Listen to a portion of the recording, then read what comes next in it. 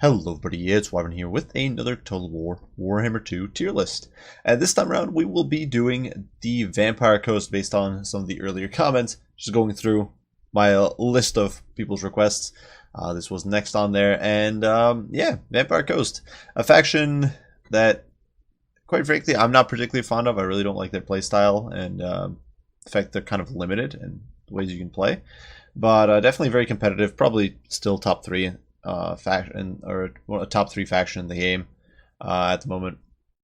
It definitely has a lot of strengths, despite the nerfs and tweaks it's been taking over the past at this point almost a year, I suppose.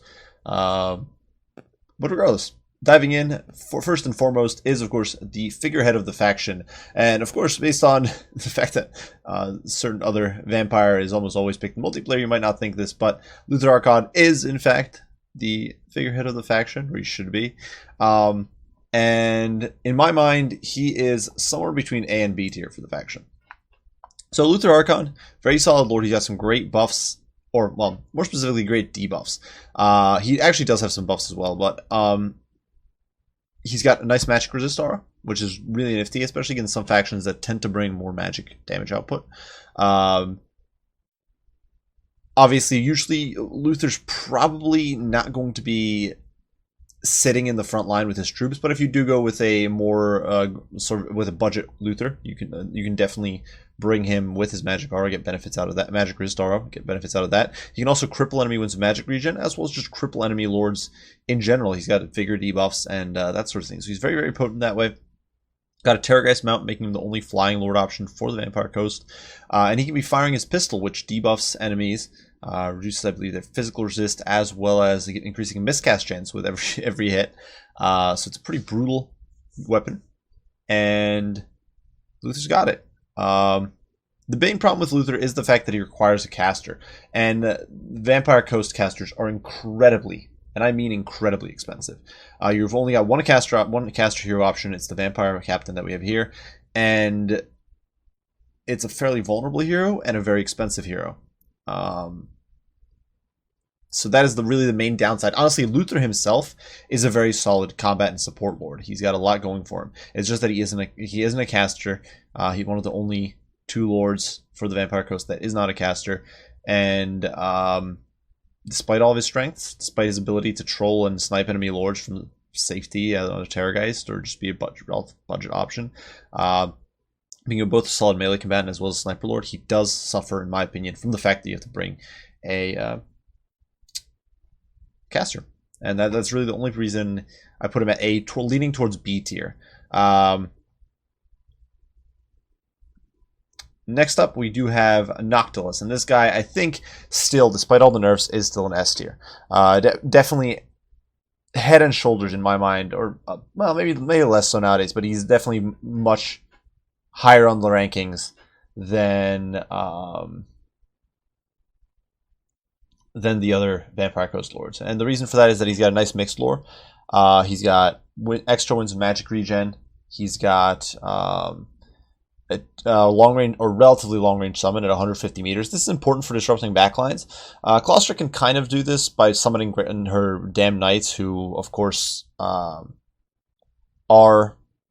ethereal and very mobile, so you can cast them relatively far away and then they'll dash into combat, but still that's a less reliable method than simply throwing them into the throwing zombies into the fray, and that is definitely something Noctilus has going for him. He also does have the Wraithstorm, which is a great single, well, not even necessarily single target, but a single or an elite anti-elite unit spell. You can use it to whittle down elite cavalry, use it to snipe down enemy heroes and lords. He also does have the benefit of some decent Lord of Shadow spells. He's got the Wither, which synergizes nicely with Depth Guard if you want to go aggressive. He's got Melkos Miasma, which is a nice defensive spell for a faction that's usually pretty gun heavy and you won't be playing defensive. Of course, Invocation of the Heck as well as Summons are great. He can also get a Necro Vex Colossus mount, which is amazing. And he himself, as perhaps some of you guys have seen in some of my games, can be insane in melee, especially specifically if you bring him on foot. He's borderline indestructible against some factions, especially against infantry, because he can just sit there against like a unit of Black Orcs and they'll almost never hit him because melee defense is nuts. It's like 60, I believe. So He's pretty insane. And he has gotten nerfed, but I still think that despite all that, he's just very solid. He's also a relatively cost-effective lord. Not quite as much of a budget option as, say, a Vampire Fleet Admiral, but certainly cheaper than Claustra, who's your only other legendary lord caster plus fighter option. And obviously Aranessa and Luther, who pay that premium for a caster, are effectively just as expensive, not more so, and that's definitely a problem for him. Which does bring us to Claustra, who is a character I'm lore-wise not really fond of, as I said when she was released, but from a competitive and gameplay standpoint, I think she's an easy A tier, and probably higher than Luther. Like, if Luther's an A leaning towards B tier, I think Claustra, especially with her Leviathan, is probably just a stable A tier. The reason being, she's got Bordello Flambellum, very nice source of extra winds of magic. Damned Knights Errant are amazing. If you want to play aggressive with Vampire Coast, she's probably one of your, if not your best choice. Noctilus on foot can be decent, but Claustra with her monstrous HP pool when she mounted on a Rotting Leviathan, with her Damned Knights Errant summon, with Lore of Deeps, which granted not the most competitive lore in the game necessarily, but it does have some very powerful abilities. The Rotting Promethean summon is still relatively potent. The Fog of the Damned, also a relatively potent spell, which actually a very potent spell in my opinion. It's the best spell in that lore. So she's got some very solid abilities there. Damned Knights Errant, great for disrupting backlines. She herself is an absolute beast in melee. She also does have the Song of Enthrallment, which is amazing. Slows enemies, debuffs their melee attacks. She can just stack so many debuffs, and it's insane, and it's so very potent. And if you bring her on foot against certain factions that can't bring much magic damage, she can be tanky at least. She can be a very cheap but tanky option, which is something I don't play around with most of the time when I bring her, because I want her to be a sort of line-breaking beast, but it is something you can do to make her a cheap caster option. Finally, we do have Aranessa Salt Spite, and given how much I bashed her perhaps in my Vampire Coast video, you might be surprised that I'm actually going to put her at C tier here. The reason being, I don't think she's particularly within the roster, and I think she just gets outcompeted by everybody else. But that said, she's still a competitive lord. In my opinion, you can still get decent value out of her. She has very high melee stats, does a lot of damage to large especially, does have a net, which is very nice. And ultimately, while perhaps not the most competitive lord choice, you can definitely make her work, and she definitely does contribute something to the Vampire Coast roster, with her nets especially, as well as her bursty anti-large nature, which you don't really get with the other Vampire Coast lords. Noctilus is anti-large on foot, but foot lords on anti-large are kind of pathetic usually. And that said, I don't think, and Aranessa does have some limited tankiness. The main problem is she doesn't synergize with Lord Vampires, and actually that is one thing I will mention though, as another downside to Claustra, one of the few downsides to her, is the fact that despite the fact that she's a caster and fighter all in one, you will often want to bring a caster of vampires alongside her, because you want Lord Vampires, you want that heal, and that gets egregiously expensive. You end up paying a solid 1,200 gold for a caster, and oftentimes with a base Claustra on a Leviathan, you're looking at like 3,000 gold. So you're often paying 4,500 gold, a third of your army, for a leadership core. It's not to say that's not manageable cost, given how powerful that combo is, but big but, that is something to keep in mind. Aranessa Salt Spite, though, as I mentioned before, she does have to come with a caster, which is definitely a disadvantage. She doesn't synergize with Lord Vampires. She can't be healed, which is another problem. But she does bring some stuff to the table. I think she's C leaning towards D tier. I definitely wouldn't call her F tier. She's not like a absolutely abysmal unit or something that you can't use. It's just that in a roster full of very powerful lords and heroes, she's by far the weakest, and also has just that lack of synergy. She routes off the field, unlike normal crumbling lords. She doesn't heal, that sort of thing. Next up, we do have our Vampire Admirals. First and foremost, the female Admiral, who does use the pistol, and I would give her an easy A tier. The reason being, and honestly for me, like in my personal perspective, she's probably leaning towards S tier because I really like using the Vampire Fleet Admiral with the pistol. The reason being is that you get lore vampires. She's dirt cheap. She's basically a roided witch hunter who can run around and snipe people, 360 no scope them. She's got some nifty buffs and debuffs, and she's got God dang it, I forgot what it is. The pearl, I believe it's like the Pearl of Midnight.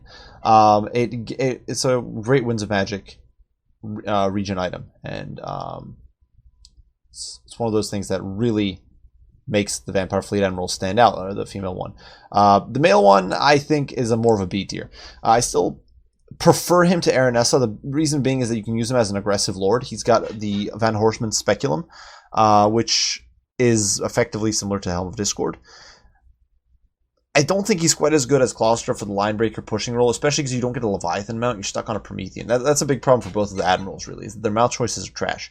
You get a Promethean, which, sure, it's relatively tanky, but it's not mobile. Really, it's slow. In the case of the Vampire Fleet Admiral on foot, the Promethean's actually probably disadvantaged because it restricts you to firing forward only. It doesn't give you 360 fire. And yeah, the monster is bad. You basically bring these guys, or you especially bring the Lady Admiral on foot. It's just a super budget lord for this faction. And then you bring the Vampire Fleet Admiral with Halberd. You might bring him on the Promethean, but it is not the greatest mount. And that is one thing that really harms him. And honestly, it harms Aranessa as well. These two lords, part of the problem is they don't have a good mount. And on foot lords in this game are just a bit limited. But I do think that he's got more synergy with an aggressive build, just because you can get you get magic and combat all in one.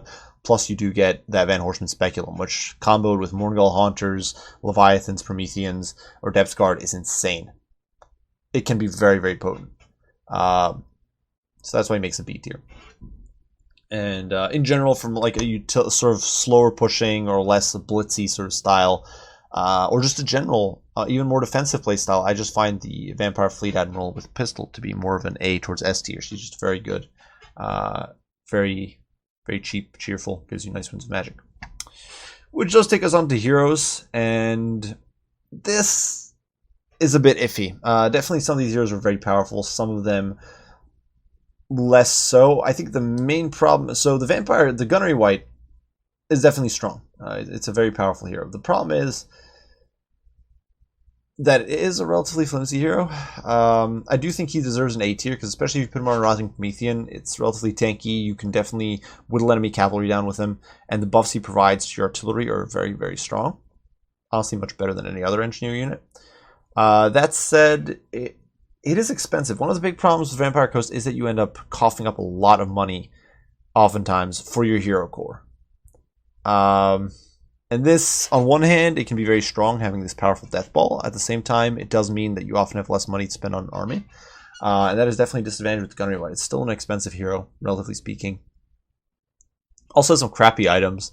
I actually legitimately forget what's on. I think he gets the cackle fruit that he gets.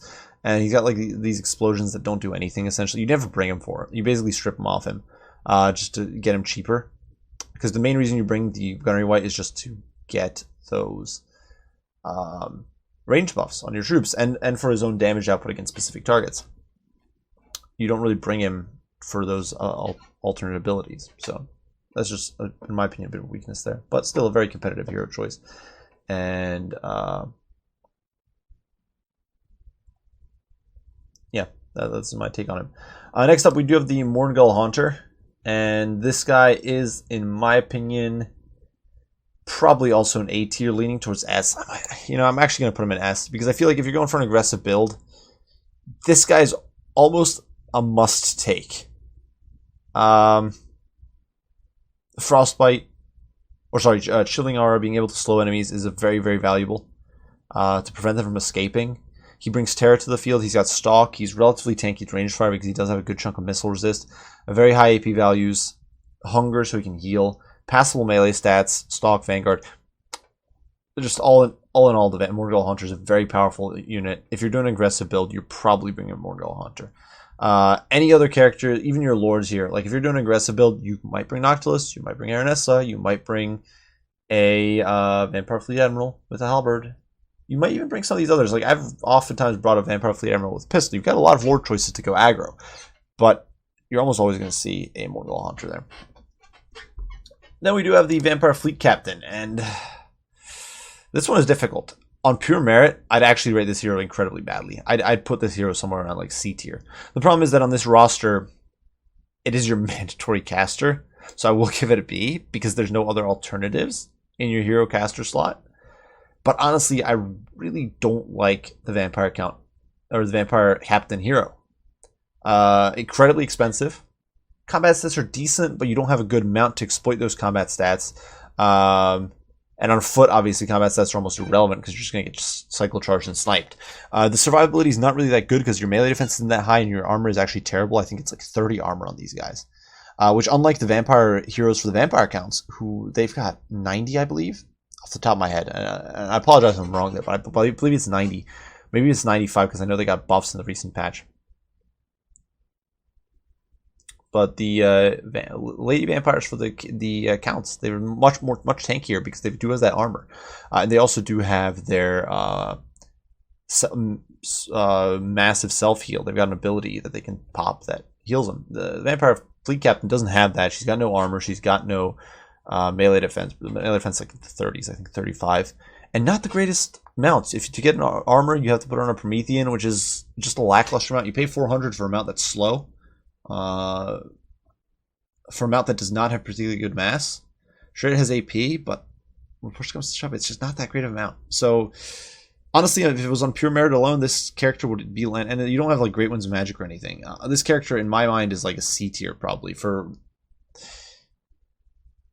functional sort of stats. But just because it's placed within the roster where you have to bring them with non-caster here lords, like Luther as well as Aranessa, and you'll often bring it as an augment to support Claustra, for example, is going to get a B tier. Which does bring us to the last hero, and this is, of course, a niche limited to the drowned hero, and that's the Paladin. And I'm actually going to give this guy a B tier.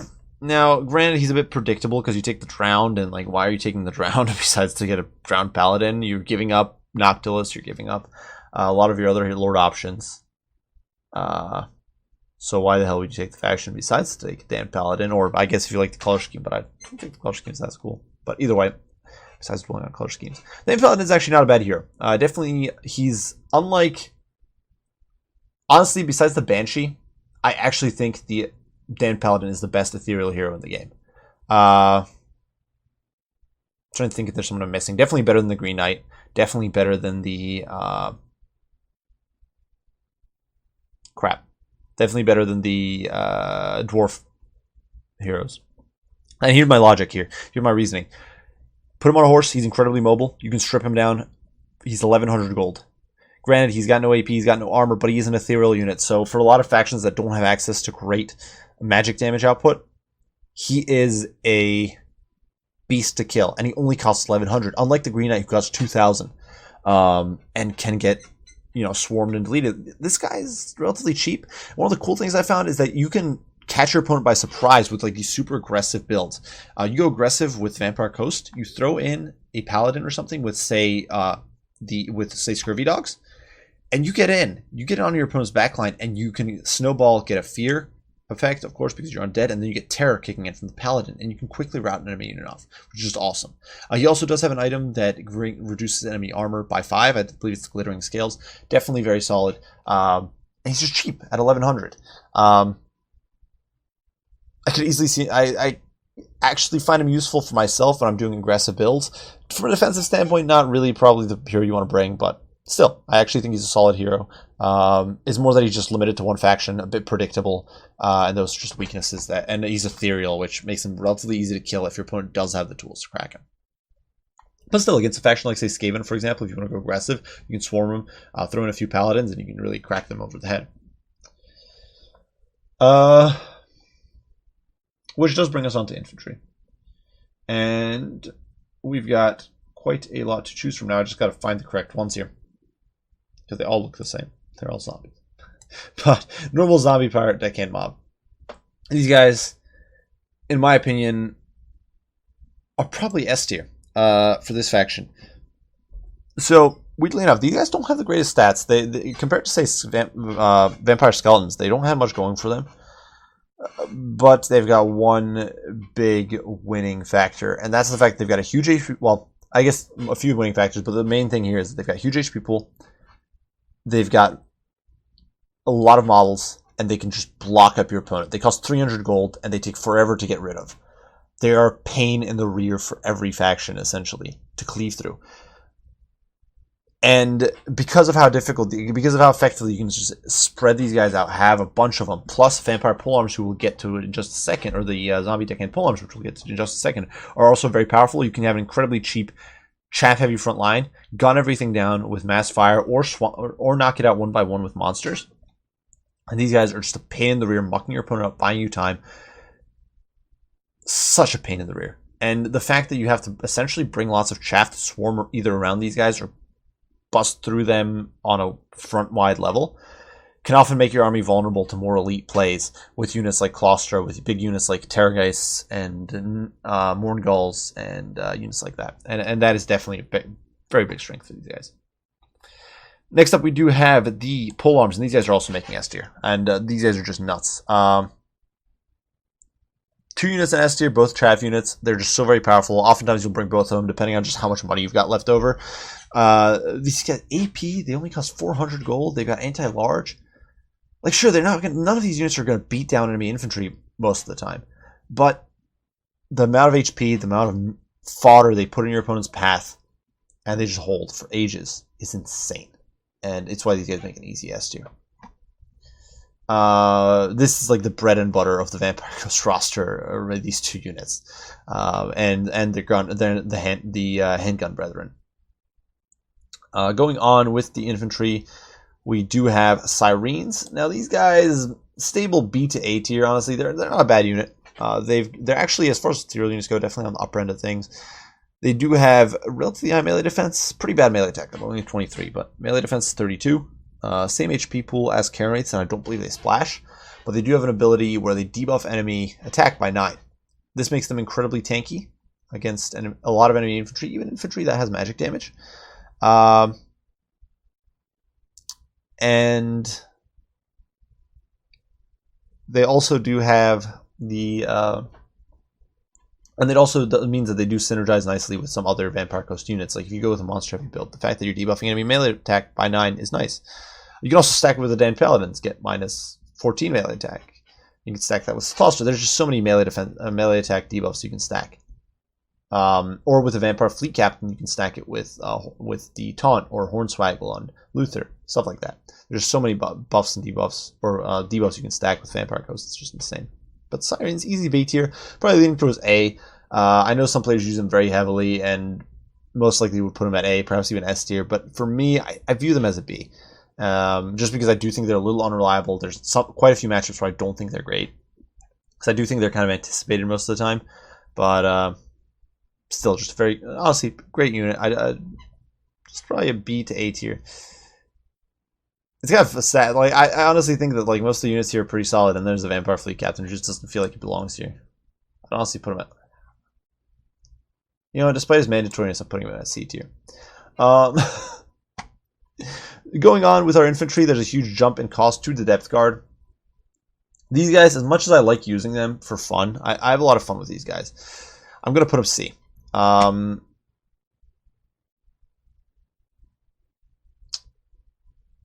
The reason being that they aren't really, so most of the time if you play as Vampire Coast, you're oftentimes going to face lots of shooting, in which case Depth Guard are incredibly flimsy. They have very low HP pools. Their armor's only 90. And yeah, they're an expensive unit, so they're immediately going to start taking focus fire. This makes them risky as a rush support unit. They're also too quick for zombies, so they'll outpace zombies easily. And they definitely suffer from this lack of synergy. Normally, if you're going to rush, you're probably going to bring zombie or the Rotting Prometheans, or you're going to bring Mourngulls as your line breakers, because they are much more resilient against enemy range fire. And say Mourngulls only cost 1,000 gold, as opposed to the 1,200 of Depth Guard. And sure, the potential for Depth Guard to cleave through cheap, squishy infantry, or even expensive squishy infantry, something like Sisters of Slaughter, is insane. Depth Guard are immense in that matchup. If they get through, they'll overrun your opponent's backline like it doesn't exist. They're insane. But the problem is getting them into that position is incredibly difficult. Makes them a very niche, in my opinion, unit. And so they do land at a C tier here. I don't want that to reflect as saying that they're bad. I just don't, or straight up bad. I do think they could use a little more HP. I do think they're in a little bit of a need of a buff there. But I think they can be used competitively. It's just that generally for rush build, which is where these guys shine, you've got better options. You're going to bring Sirens, you're going to bring Mortgauls, you're going to bring, perhaps if you're doing Sartosa, you'll bring Sartosa Militia, that sort of thing. Which does bring us on to the Halberds, Depth Guard Halberds. And these guys, quite frankly, for me, are probably an F tier. I hate to say it. I know some people use them. My take on them, though, is they're just not worth it. For these guys got 1,300 gold. Yes, they're pretty good. And I say they're not even they're not even amazing. They're just decent against large. They're not like Giant Slayer. They're a slow model count unit. They're still relatively slow at only 36 speed, so it's not like they can intercept cav super well. You can get 3 zombie pole arms plus change on the field for a single unit of Depth Guard with halberds. And when your main killing power is coming from your shooting, you need to protect that shooting. You can't have a single elite melee unit, just like, or 2 elite melee units or whatever, just camping there trying to defend them when they don't even have the mass to really stop the cavalry. They don't have the damage output to deter them super effectively. They don't have snares. If they get into a fight with infantry, they might do okay-ish, but ultimately, yeah, for the holding function that you want to bring them for, you've got polearms. And you can bring 3 polearms plus these guys. You can bring polearms, and if you want high mass to really block a unit, you can bring the animated Hulks. Or, honestly, you can bring Rotting Prometheans, the normal vanilla variant, plus a unit of zombie deckhands for just 100 more than the deck card with halberds. And that's just rough. In my opinion, they're grossly overpriced. In my opinion, they need some serious reworking of buffs. This was mentioned in my Fixing the Forgotten video. I'm not going to go into too much depth here, but they're not a unit you basically, in my opinion, ever really want to bring from a competitive standpoint. Unfortunately. Next up, we do have the specialized units that are limited to 2 factions, and that's only the Sartosan Sartosan Militia. These guys, once again, I would put them at C tier. Lack of synergy hurts them a lot. They can't be healed, and I think this is even worse than with Aranessa, because you often want to bring multiple units of these, and not being able to heal them, plus the fact they route relatively easily, can really screw over your bigger undead monsters you're trying to support with them. They're pretty quick, and they have Vanguard, which means they synergize really nicely with Mortgauls, but it definitely makes them a bit of a specific unit choice. And your opponent can predict them relatively easily because you pick Sartosa, and why the hell would you bring Sartosa except to bring Sartosan Free Company? Because you're giving up some of the most competitive Vampire Coast Lords to take this faction. So why are you doing that? If not to bring Sartosa. I guess maybe you really like the color scheme. But if you're not bringing Sartosa Free Company, yeah, it's rough. So yeah, they make the C tier in my opinion, in large part because of their predictability. Honestly, if these guys were less predictable, I think they'd actually probably be a B or even an A tier. They'd probably be closer to like Sirens in potential. But as it is, they're probably a C tier. Going onward, Regiments of Renown. Titus Guild. I'll actually rank these guys below zombies and at A tier. And I used to feel like these guys were like an auto pick, but honestly, for 150 more gold than normal zombies, oftentimes we just want to go wide. They are a little bit of a pricey choice, so you often just won't take them. They're not a bad unit, honestly. They're very strong. They will gut a lot of comparably priced infantry efficiently. They're definitely solid in a rush build. I simply find the fact that oftentimes you just want width, and you don't care about how your infantry performs in combat, so you just won't bring these guys, because they are just 50% more expensive than normal zombies. And that's that. That's really the only reason I'm putting them at A tier instead of S. They're still a very good unit, don't get me wrong, but I think an A tier suffices. Who are we missing? The Bloody Reaver Depth Guard. Yeah, these guys I'm gonna be a little. I don't know if I don't know if it's too generous. If I already put these guys at F tier, and honestly, I don't see Bloody Reaver depth guard more than normal depth guard. The problem is, so yes, these guys get enrage. Yes, they get level 9 stats. The problem is they're still squishy as all hell. This is true for this is probably the biggest bane of all the depth guards. Is they're incredibly flimsy, and one of the most common counters to Vampire Coast is bringing masses of cheap shooting that just overwhelms these guys and deletes them from the game. And Vampire Depth Guard with halberds and the Bloody Reaver Depth Guard is no different. So they land, and despite that enraged, you are paying 300 more gold with them, so suddenly they're an even more appealing unit to delete from the field. At this point, they're like an eighth of your army cost. Or something like that. I think that's, give or take, that should be the right math. But they're like an eighth of your army. Yeah, that's expensive. They're literally, you can't really use them aggressively anyway. You're probably going to use them defensively. Spending 1,600 on a single unit to defend your backline that is not, like, this isn't a unit of Demigryph Knights with halberds we're talking about that can flex all over to defend your backline. This is a unit of slightly nippier infantry. They just make F tier. I don't see them as being particularly useful. Infantry or foot skirmishers. This is going to be a bit of a mixed bag. Now, first and foremost, the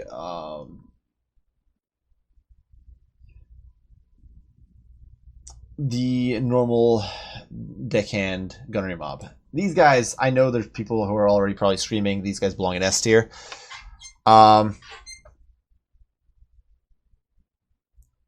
It's close. In my opinion, they are a very good unit, and they are definitely A towards S tier.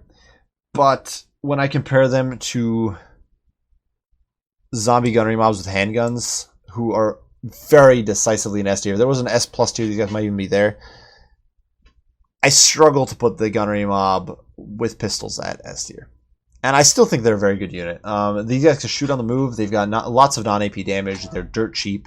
You just mass them. They cost 300 gold. You can have a horde of these guys firing over the tops of your zombies, deleting squishy infantry, and or monsters or cavalry or anything, flyers. They'll do a great job. They're an incredibly powerful unit. Don't get me wrong, but I just don't think they're quite S tier. There are quite a few matchups where you won't bring these guys, in my opinion, because they're either too short-ranged or they don't have the AP that you need. But definitely still a very solid unit. The handguns, though, stellar. For 550 gold, they are one of the most, in my opinion, ridiculously underpriced units in the game. They have bad accuracy, but at max range, they will actually match the DPS of Empire handguns. At close range, this DPS scales an insane amount because of their DPS scales an insane amount because of their accuracy matters less and less the closer your opponent is. So they just unload on them, and they end up doing. They can do close to, say, double the damage. Like, imagine with handguns at max range, you start doing, like, let's say 800 damage a volley. Same thing with these guys, because they have more models. But then as the distance closes, where handguns stack to like a maximum of like 1,000 damage or something, these guys will scale to a maximum of like 12 or 1,300 damage, which is a huge spike. Imagine that. That's like 30% more damage than handguns will do at closer range. Plus, they're undead, so they don't rout, which is huge. A lot of times, your opponent, if you're playing with a ranged heavy faction, your opponent will dive into your backline suicidally with certain units, knowing that they can rout your shooting out of the box and then chase it down once it's left. And this is a very valid strat. It's a very powerful strat. But you can't do this against Coast. The handguns will just sit there. They will get chewed on. Yes, they are terrible combat sets. They'll suffer a lot. But with some support, especially Hounds, who will just get easily fear and terror routed by the faction, will do almost nothing to these guys. They'll oftentimes just rout almost immediately. And it makes these guys insane. And they only cost 550. Their only real downside is speed and, I guess, range. But they're amazing. I actually missed. So the zombie bombers, I think that they are D tier.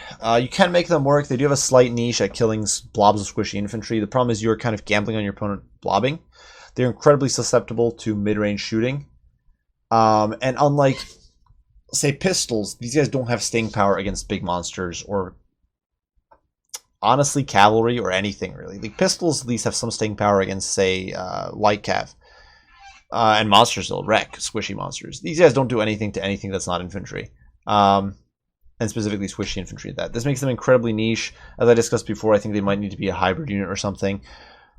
They are workable. They're not absolutely abysmal to the point that you can't make them work, but I just feel like in most matchups you have something better to put on the field. One match that I think is a bit of an exception is actually Tomb Kings, where these guys can be decent in the front line because Tomb Kings have silver shields that negate so much of your missile pressure from other units.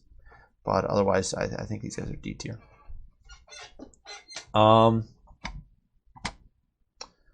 Which does bring us on to the hand cannons.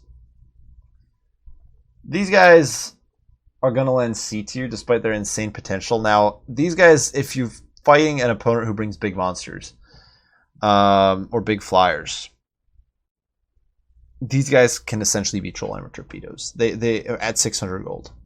They will delete, and I mean delete, big monsters because they will land all their buckshot. It does insane amounts of AP damage. There's a lot of models. Blah blah. These guys are nuts. The problem is that's a unit you almost never face. Their AP damage is still good, so I feel like you can, in a pinch. Let's say you're going against a faction, you're worried you might face monsters for whatever reason, or you're going against a player who knows runs monsters. In that case, handguns are still a very solid choice, probably the safer choice. But the hand cannons can somewhat fill the role handguns fulfill. They can definitely deal with heavily armored infantry and units like that.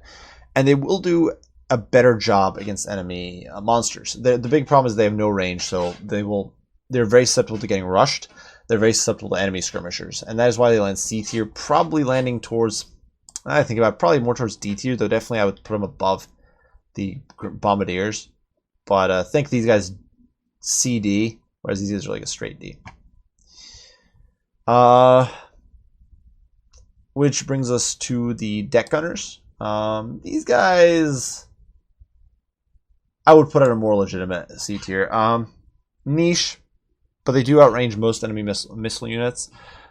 They're not particularly accurate, but they can definitely lay the hurt down on enemy cavalry. They do have the shield breaker trait, which stacks nicely with your guns and your non-artillery missiles.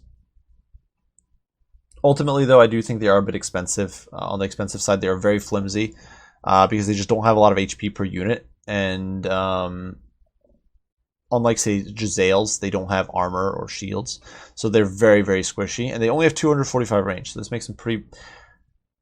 Sounds like a lot compared to missiles like, say, Waywatchers or High Elf Longbows or whatever. But keep in mind, that means your opponent essentially just has to cross 60 yards and they're in range and deleting you. As opposed to, say, Jezzails, where they have to cross 120 yards almost. They've almost got to cross double the distance against Jezzails, which is a big difference, and especially when you've got such a low HP pool and no armor. Plus, these guys don't have the greatest marksmanship value, so they're not like, they're very flimsy and they're not particularly precise. Their damage output is definitely on the high end. They actually outdamage Jezzails in theoretical damage by quite a bit, but in practice, it just doesn't come to that, in my opinion. Which does bring us on to the specialized units. Free Company Militia. Honestly, these guys are D tier, in my opinion. Their only real purpose for the Sartosan Free Company is supporting their own. Because once again, they're Sartosa units, so you only get them with Sartosa. And in my opinion, they only really come into play as supporting their own Sartosan Militia and whatever Vanguard build you've brought. The problem is these guys are relatively expensive at 450 gold compared to, say, 300 for pistols. If you're going for a rush build with Vanguard units, you're probably coughing up a lot of money for Sartosan Militia as well as Mourngulls, at which point you don't necessarily have the most money left over, and these guys are definitely very flimsy, and they rout pretty easily against enemy longbow or artillery fire or whatever. So I feel like in most cases, if you need to rush, you're going to support yourself with bats. And try to turn enemy skirmishers and stuff with dire wolves and units like bats or deck droppers. You're not going to bother with these guys. Which isn't to say they're terrible. They are essentially like Empire Free Company. I mean, that's immune to vigor. But yeah, they just don't I feel, have much of a niche. You use them specifically to support Vanguard builds, essentially. Because if you're trying to use them defensively, you're much better off bringing zombie pistols. Because they're 50% cheaper, they don't break. Like, they crumble, but crumbling is almost irrelevant. And they don't break. And the melee stats on these guys just aren't enough to really justify that, in my opinion. Neither is their accuracy, despite having a 90 model unit. So that's those guys. Regiments of Renown, we do have the Black Spot. These guys, once again, are going to make A tier, and I'm sure some people are going to argue that they should be S, and that's fine. I can see where you're coming from there. They're a very strong unit, but they are expensive. Once again, these guys cost 800, whereas you only pay 550 for normal handguns, and it's for the very situational bonus versus large. Their accuracy is a bit better for sure. There are matches where if you only bring one handgun unit, you will bring these guys over normal guns. But most of the time, you're going to bring handguns instead of these guys. And paying almost 50% more is a big gap. AP anti-large is often not useful because the stuff that's harassing your backline is either not large to begin with, or you're getting shot to death. And against both of those things, it doesn't help. And you are a more expensive unit, which makes you a much more appealing target than 550 gold handguns. Which ultimately is just a downside to these guys. I think they're actually a very solid regiment for now that shows what a regiment round should be like. A unit that has quite a bit of purpose, but is not like an auto pick. But that said, yeah, I think only A tier. Much like the Tide of Shield, it's just that sometimes you would rather go cheaper. I feel like it's more times where you want to go cheaper than times when you want to go with that AP anti-large. Just still a very, very strong unit. Shade Wraith Deck Gunners, they're going to make C tier. So there's some tricks you can pull with their Discouraged effect on their shots. The ethereal trait on them is, in my humble opinion, almost irrelevant because these guys have such low HP. A little over 2,000, I believe it is. They crumble and die almost immediately if they start taking serious damage. It's pretty sad. They are definitely more precise than deck guns, but they are, once again, significantly more expensive. You're paying over 300 more gold, I believe. And yeah, they're just more expensive. You're paying for ethereal, but they don't get ethereal level mobility. They only got 23 speed, just like normal zombies. Like, if these guys, honestly, these guys were like a deck gun unit that had 46 speed, like Banshees, I'd suddenly see them as being a much more valuable unit, but they don't. And that physical just isn't enough to compensate for their terrible melee stats and terrible HP. And the Discouraged effect, while very strong, it's one of the big problems is that generally you want to use the Discouraged effect on the offensive when you're trying to break your opponent's lines that way. But these guys don't push well because they're so slow, so you'd rather be using them defensively. At which point do you really want to pay 1,100 for a deck gunner when you could pay 700? Plus, keep in mind, you can always bring the Lore of Deeps and get Spiteful Shot to buff your accuracy too. So, in my opinion, these guys just don't really cut the mustard most of the time. There are some situations where I'd bring them over normal deck gunners, depending on the exact situation of a match or what I'm looking to do with Discouraged. But they're a niche unit based on a niche unit, and that's where they land.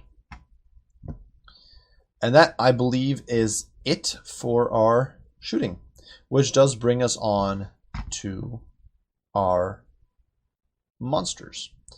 First and foremost, we do have everybody's favorite units. I guess I'll just do ground monsters first, and then we'll do flying monsters, and then artillery to wrap things up. So first and foremost, we do have the Scurvy Dogs, and these guys are, in my opinion, an easy A tier. Barely worse than Dire Wolves for vampire counts. Cost 50 less, which is beautiful. They have Vanguard. They can support your Vanguard builds very effectively. They can disrupt backlines very effectively. Yeah, they're just great overall. There's not much to complain about. They're a nice zoning tool. Like, you're not going to fight like Cav with them. They'll get dumpstered. But for just knocking out enemy backlines when you're pushing with Morngulls and zombies, or Morngulls and Sartosan Militia, these guys are great. You can bring like 4 units of them, saturate your opponent's backline, and they do a very good job. So I find them to be like an A tierish unit. Even defensively, they're not bad because you can use them to screen away units that could be a threat, or if you just need to delay certain fights. Or if your opponent, say, commits their front line to fight you, and you've hidden some Scurvy Dogs, and like even if you've played a static build, and you're just looking to just whittle them down with artillery and guns, you can still throw Scurvy Dogs. There was actually a recent, I believe it was Zardar against, was on Turn's channel on one of the recent best of sevens he did. I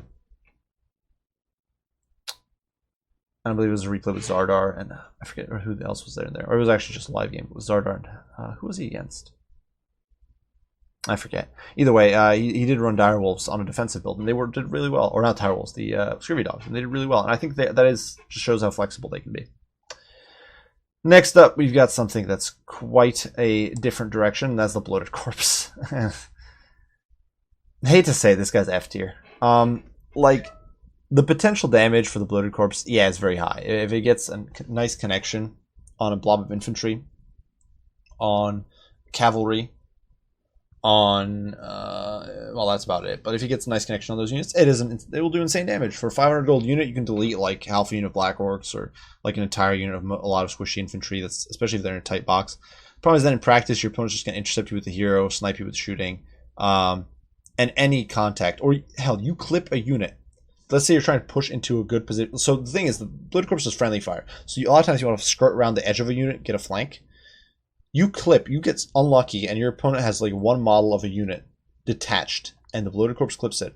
It detonates, and it does nothing, and you just wasted 500 gold doing nothing. And that's why it makes F tier. It's a meme unit. If it was like 300 gold, I could see it being valuable occasionally. If they fixed its suicide effect so that you could activate it when you want, or if it dropped below 30% HP, I'd see it as more useful. But as it stands, it just doesn't have a purpose. Animated Hulks. These guys are going to land at C tier. There's a lot of C tier units here. And the reason being is that these guys, while actually not bad for their stats, struggle a good bit with redundancy. They're from an aggressive standpoint, they're a bit slow and a bit flimsy, especially in exchange for Morngulls or Prometheans with gunnery mobs on top. And from a defensive standpoint, you'll oftentimes want to bring normal Prometheans. And I actually don't think normal Prometheans are that good either, the unsummoned variant. But you often want to bring those, or you'll want to bring just more zombies. You know, this guy's 750, which is dirt cheap for Monsters Infantry. They have high AP values. They've got good mass. Their melee stats are not great, but not terrible. They can definitely beat up on heavy cav. The problem is you can bring polearms and zombies for a single unit of these and still have 50 gold change. You know, that's rough. It's a rough situation. And if the zombies were not so stupidly good for the holding purpose, these guys would probably be higher because they'd be your cheap roadblock. But they don't quite cut it, in my opinion, most of the time. They can still have value, and I actually enjoy using them quite a bit. But I think C tier is fair. They're definitely not as bad to the point of being D tier, though, I think. Because you do occasionally see them being used, even from high-level players. Which does bring us on. I guess actually cost-wise, it's Morngulls next. So yeah, Morngulls.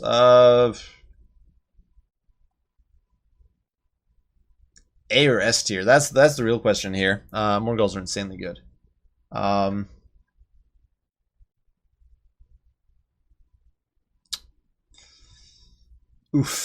legitimately undecided about these guys. I actually hadn't considered. Originally, I was just going to give them a tier, but now I'm thinking S tier. They are very strong. If you're going to do an aggressive build, you're probably running at least some Morngulls. Maybe not all of them, but you're probably running some.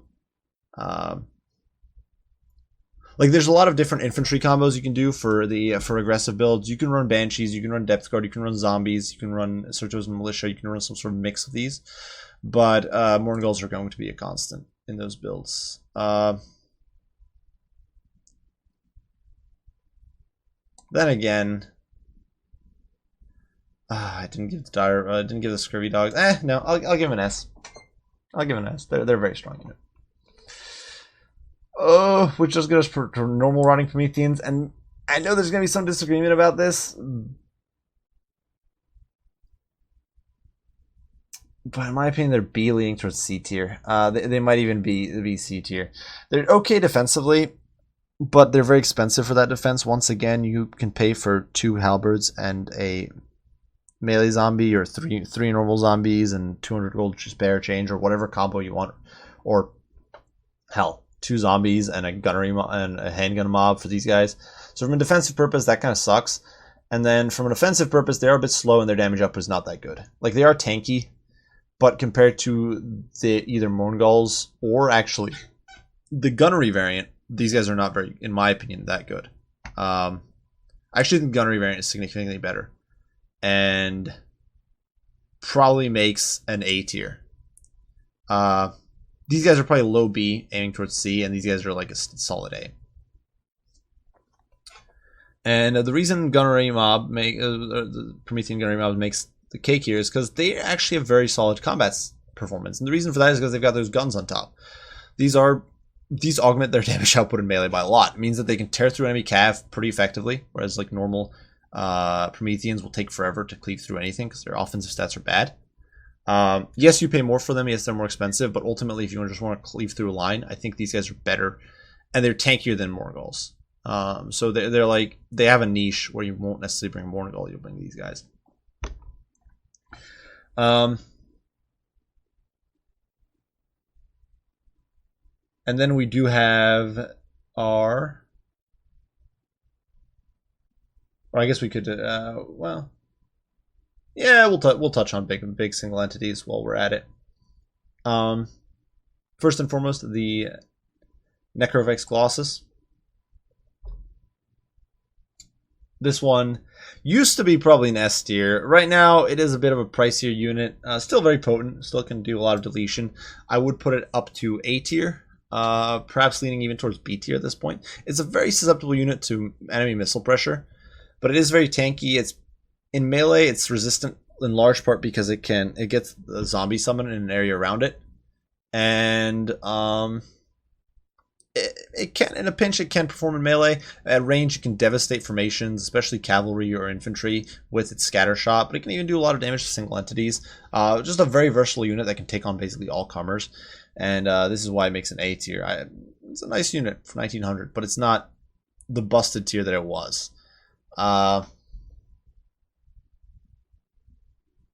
Probably A towards B tier, which is a far cry from the S tier it would have been, I think, at release.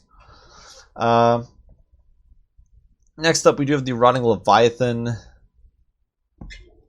This guy's gonna make, I think, B tier. So if you're doing a rush build, you'll occasionally see these guys. The main problem is that oftentimes you're paying for, so like we discussed before, your command core will often be Claustro plus a hero caster, so that's already like 4,500 of your gold down the drain. Paying another 2,000 for a single entity is very pricey, especially because single entities are not the greatest at shutting down mobs of shooting. So yeah, Rotting Leviathan tends to fall off a little bit there. It's still a very solid unit, and you will still see them, especially if it's an alternate rush build with, say, Noctilus or Luther or a Vampire Admiral. You will still see them, or sometimes you will see them doubled up with Claustro. It is a strong unit, but ultimately I just don't think it's that busted to be seen so consistently. It is common in rush builds, but not that common. Terrorgeist, this is an awkward one. In raw stats, this unit isn't bad, but in actual terms of usage, you don't see this unit very often. I think D tier is fair for the Terrorgeist. It's not a bad unit per se stat-wise, it's just that its synergy within the roster is limited. If you're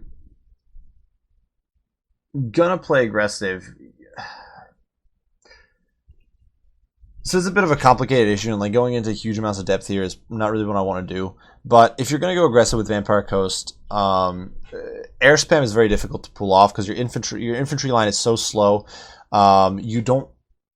So normally, oftentimes, the support you'll provide from ground level will be, say, shooting. The problem is Vampire Coast shooting is all freaking slow. So providing support from ground level is very difficult. You can bring a whole bunch of deck droppers, but oftentimes these guys do get shot out of the air. The Terrorgeist is not that great against large. It doesn't have the bonus for large as the Vampire Count one. It's more like a budget dragon. Which means that its performance against ground targets, if you're going for like this aggressive push, is just not that great. For that matter, performance against other flyers is not necessarily the greatest. And you just get this awkward unit. You can only bring one of them as well. You can bring one and then Luther Archon, but that gets very pricey. And if you go so heavy on air, if you bring like your deck dropper gunners and you bring your bats and you bring your Terrorgeists. You do definitely end up very susceptible to enemy missile play, and your ability to go for aerial power plays is still not necessarily the best. Just because... And the thing is that fighting outside of your protection of your box, like you try to use it defensively above your own gun box, and oftentimes you don't have the resources to defend your ground line. You're gonna get swarmed. You're gonna get like pebbled to death by Skaven slingers or something. It does, or like high elf archers will just tear you a new one, or you'll get swarmed by, say, chaos troops.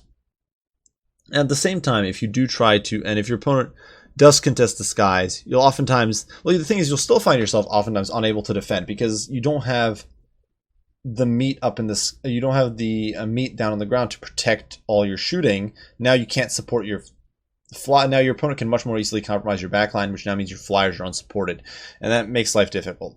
And you don't have access to the crazy vortexes or equalizing spells that some other factions have. That's not to say you can't pull off an air build, but I just feel like if you're gonna do an air build or more air focus as the coast, you're generally not going to bring that Terrorgeist. You're just going to bring like a Luther on a Terrorgeist, because he can shoot into melee and he's very strong without help of a Terrorgeist. And then you get another Terrorgeist, then you get bats and you get deck droppers to support him. And you kind of sit above your line, and it leaves you with enough points to build up a solid ground force.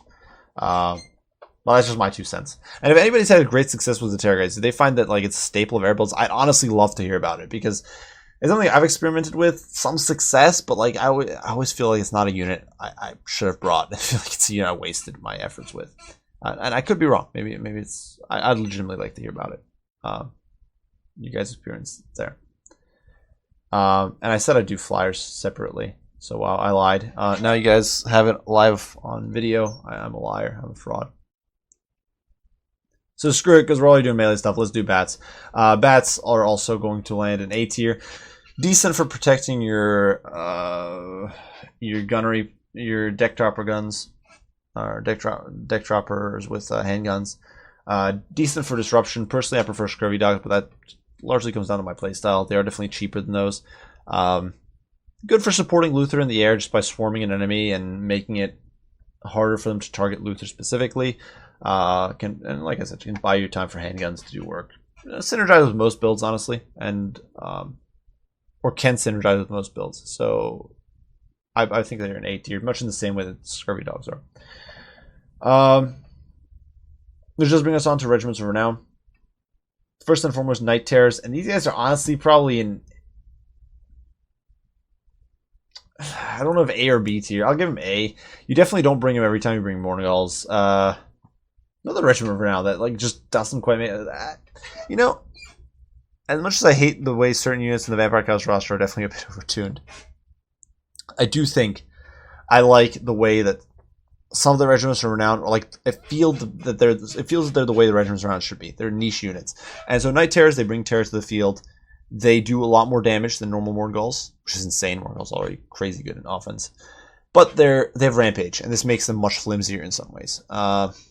So definitely a bit of a niche unit. Oftentimes you get terror from other units on the roster. Oftentimes Rampage is not what you want happening with a unit like Morngulls.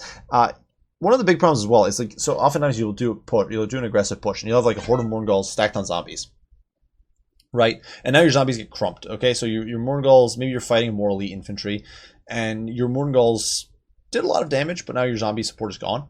And what you want is to pull your Morngulls away. You want to run away and avoid this fight. Well, these Night Terrors will stay in the fight. And if they're fighting on elite infantry or more competent infantry for whatever reason, or your opponent baits them into like some slayers or something, they die a horrible, terrible death.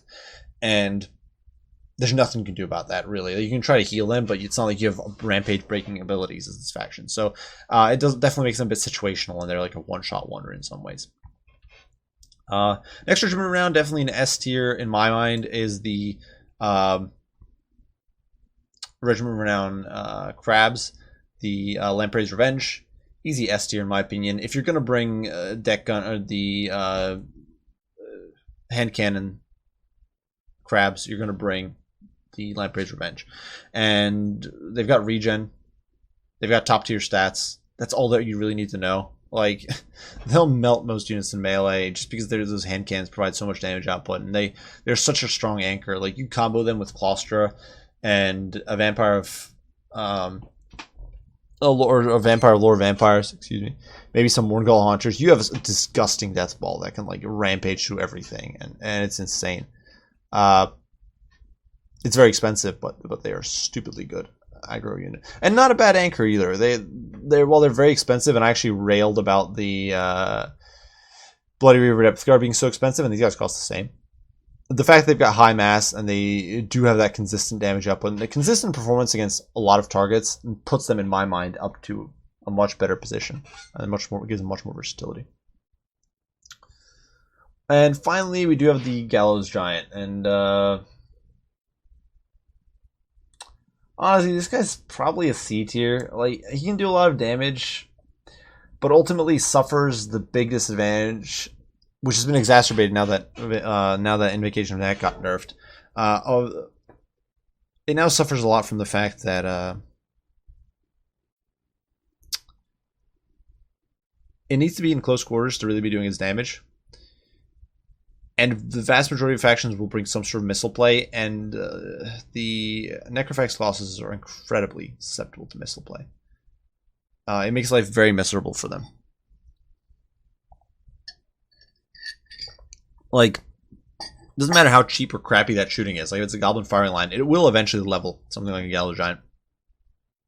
And the fact that you have to get close is brutal on this unit. And while it can have a devastating impact in melee fights, and that is why I'm putting it in C tier, because it has a bonus versus infantry, it has a debuff to leadership, which actually stacks stupidly well with Shade Wraith Gunners. You can get some insane leadership combos.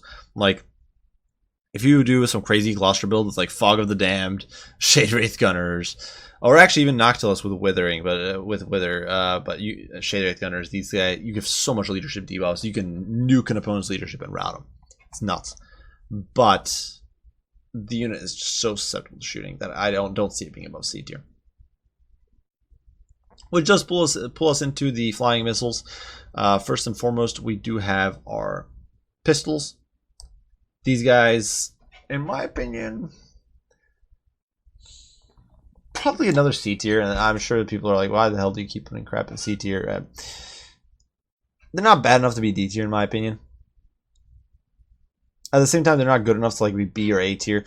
In my opinion, handguns are really the ones that shine, and you see them a lot. And so they're the ones who really belong in S tier or A tier. And these guys honestly don't belong above C. Like, they do have decent damage. They're fairly cheap, and they do decent damage to squishy troops, but that's honestly about it. They do still cost 450 gold, and realistically, are you going to bring 2 of these guys, or are you going to bring like 3 units of normal gunnery mobs? Probably not these guys. Probably the gunnery mobs. They can do some harass though and some support against light enemy skirmishers, so not an absolutely worthless unit. Bombers. These guys are both pretty bad. Both the Regiment of Renown and both the Saltlers, Scuttlers, as well as the normal deck dropper bombers. And I'm not entirely sure where I'd put them, if I'd put both at D tier or F tier, maybe.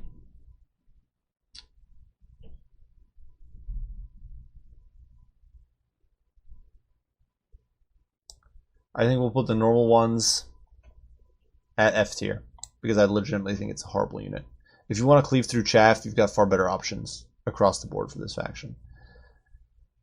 If you want to deal with